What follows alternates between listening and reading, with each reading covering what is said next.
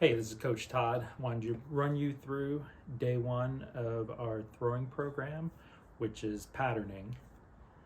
So I'm out here in my backyard with a wall. You have the cinder block wall at the school. There's other walls that you can throw plyos against, or you can use a net in a batting cage. And so the purpose of patterning days is to get your body in positions where you can feel efficient patterns to help you move well and throw the ball harder, as well as just to get more comfortable in your windup and to work on various things that you need to work on. So most of the time you're not going to do a lot of top intensity throws with patterning days. You can gauge that by how your arm feels and how much you've been throwing lately. Most of the time what I do is kind of build up intensity as I go, so by the time we're doing walking windups, it's pretty close to 100%, but really, again, it's based on how your arm feels and where you're at in your throwing program. So I would say, like, as you're on-ramping right now, if you hadn't been throwing a lot in the previous weeks, then your patterning day should probably be about a 75% perceived effort day, and then save your high intensity days for later in the week. So here we go. Wanted to first show you reverse throws. This is less of a mechanical patterning exercise than it is for a scapular and shoulder strength exercise, as well as mobility. It's a good warm-up in a lot of cases, but I wanted to throw this in there since it includes plyos and a wall, and it's a good way to start off your patterning day. So usually I'll take the black and the light green, which are the two heaviest balls, and do a set of 10 on each arm. So you want to reach forward and throw it back.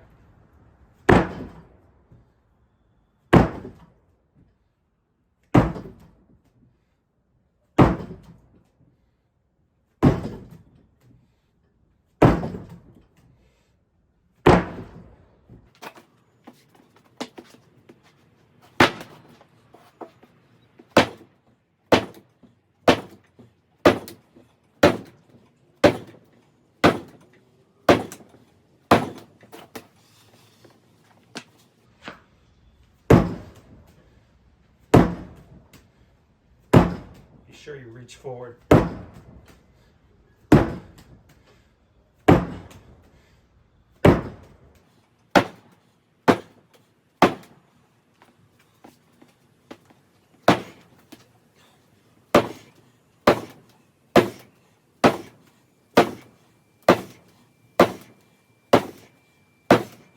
Next exercise is pivot picks.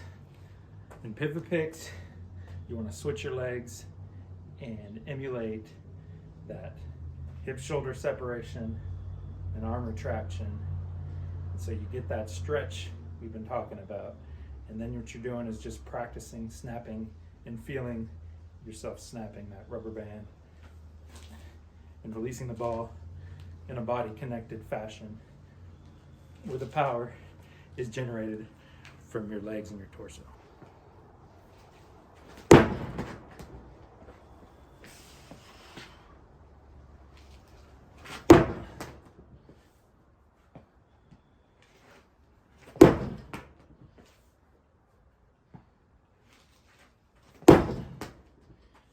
See how I'm hitting the upper right quadrant of the board.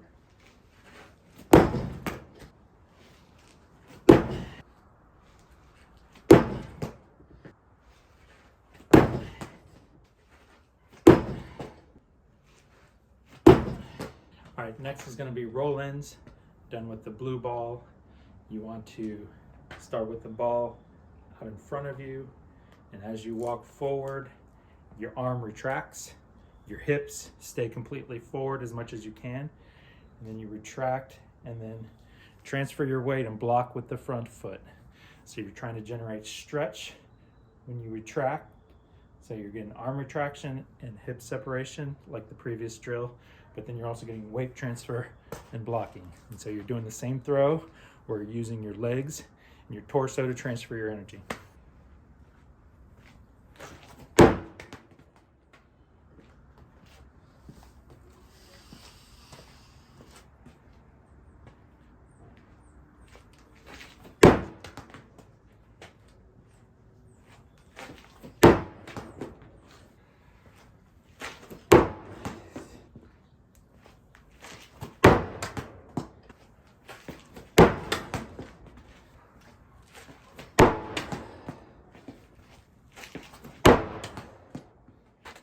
this round we're going to do rocker throws. So how I want you to do rocker throws is start with your feet close together, rock back, lift up your leg, and get yourself into a hinge position. And so it's going to be momentum back, catch that momentum, capture it in your hinge, and then drive towards the target. Start by turning your hips and delaying your shoulders.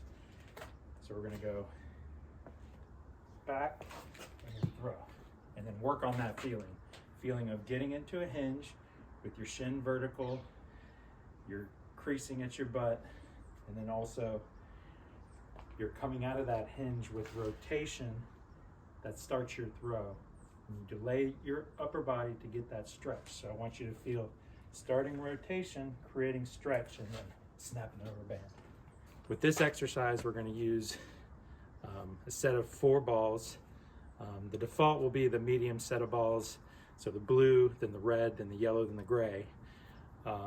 If you're someone who is strong, but you don't move very fast, you can use a lighter set. And that would be starting with the red, the yellow, and then like the dark blue, and then the gray. And then if you're kind of a really twitchy person but it needs a lot of strength, then you can use the heavier balls. And I think the heavier balls are, you would start with blue and then go like purple, orange, red. And so it would be all heavy, but it would be getting stronger. So I would say for most of you to start with, to get used to this stuff, you use the medium set like I talked about. 5 reps each for 4 balls, okay?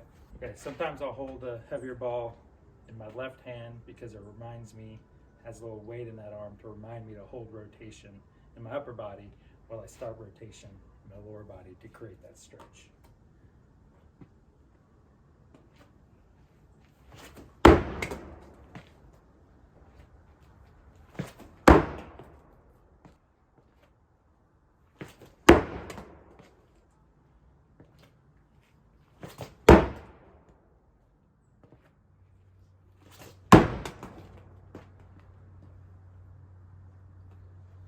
To get good at blocking on that front foot, you can even kind of exaggerate your follow through. You can, doing that kick, getting a good kind of snap at the end, just to get that feel of blocking yourself and then letting your arms crush through.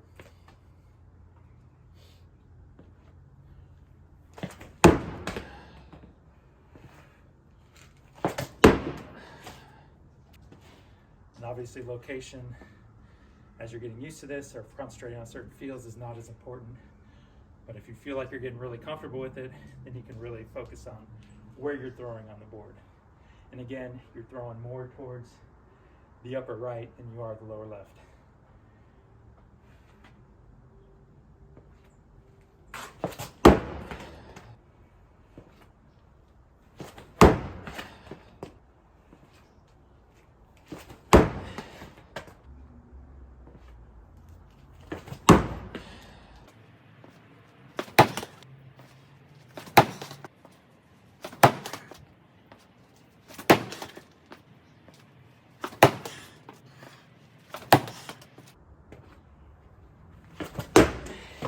So if you pull the ball down like that, usually means you're not delaying your upper body enough.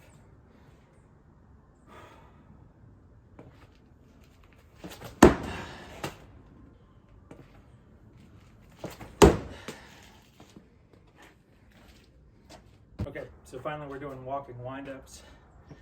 And so that's just basically walking into your windup. So the reason we do this is to get momentum into your leg kick and to feel you gathering that momentum up.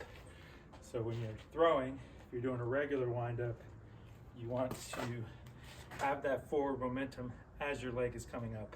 In addition to gathering momentum as your leg's coming up, you want to put together what you were focusing on in your previous drills And so it's going to be that forward momentum, getting down into hinge, starting rotation with your lower body, creating that stretch, and then snapping the rubber band.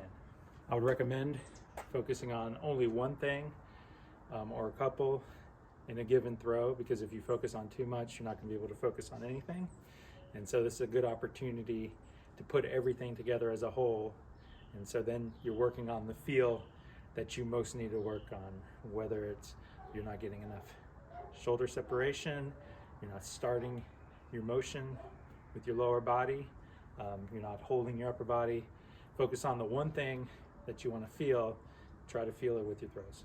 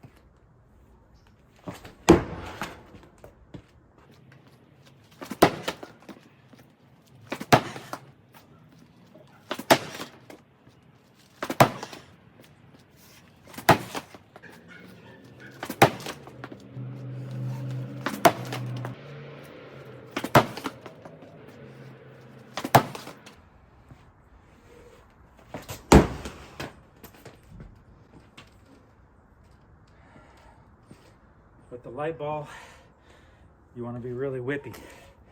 Get your body moving.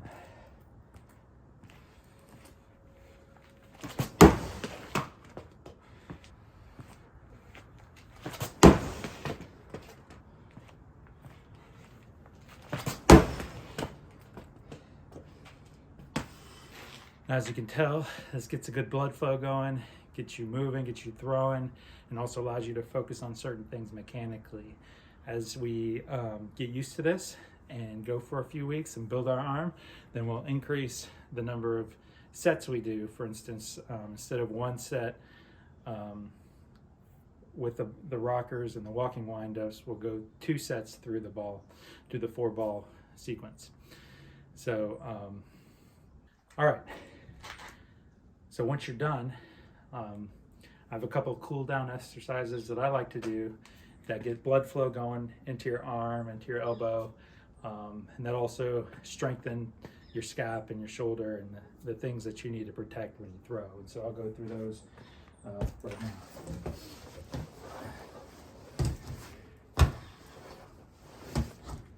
So what I usually use is a pretty thick band. And I just do about 15 chest pull aparts.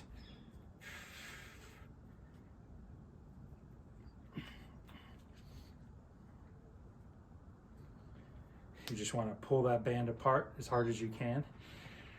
Then I'll mix in about 15 no money drills. It's called no money because it's like you're taking stuff out of your pockets basically. So you're just really pulling the band apart down here at your waist.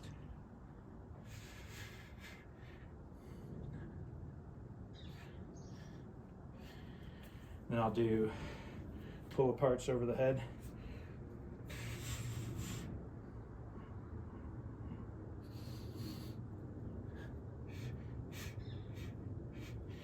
Then I'll finish up with one more pull apart, no money.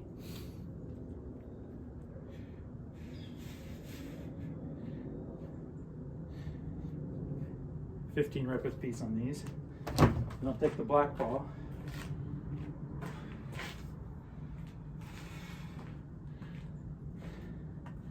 And then do these rotational toss-ups.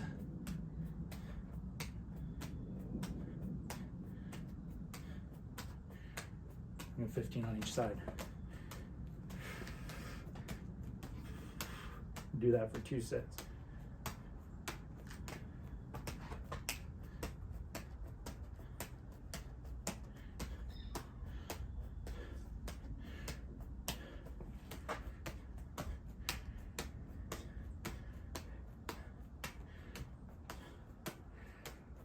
And if you have Jaeger bands, after you throw is a good time to do that as well. Make sure you get an external and internal rotation, and then scap muscle too, where you're getting the back of your shoulders as well as your scap, middle of your back.